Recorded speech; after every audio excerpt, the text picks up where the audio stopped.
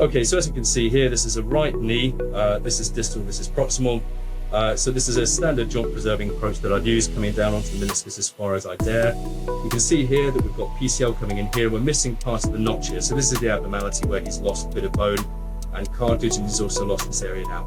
Okay, so this is the 80mm sizing tube. So I've put ink on the end of it to give myself an impression of where it is. So again, you can see there, we're going to have a relatively uncontained defect, which we may have to do things to address, but that to me looks like the right size, but I may have to trim the graft just to account for this bit here.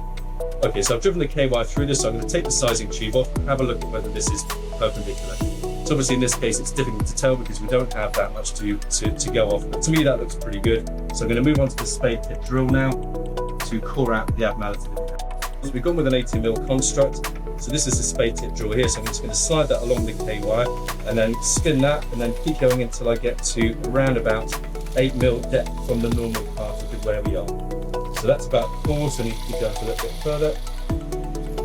Okay, so I'm down to about 5mm at the moment. I've just cleared out the swarf with the pulse large because I couldn't quite see.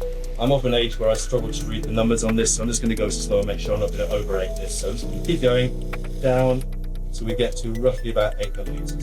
So I've still got a couple of minutes to go here. And again, just going up and down, make sure I'm directly in the line and I'm not bending the KY at all.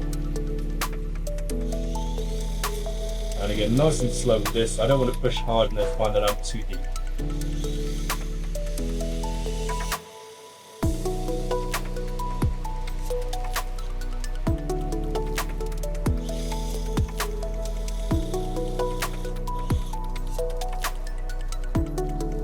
Okay, there we are. So that's 8mm. So I'm just going to freshen it up a little bit.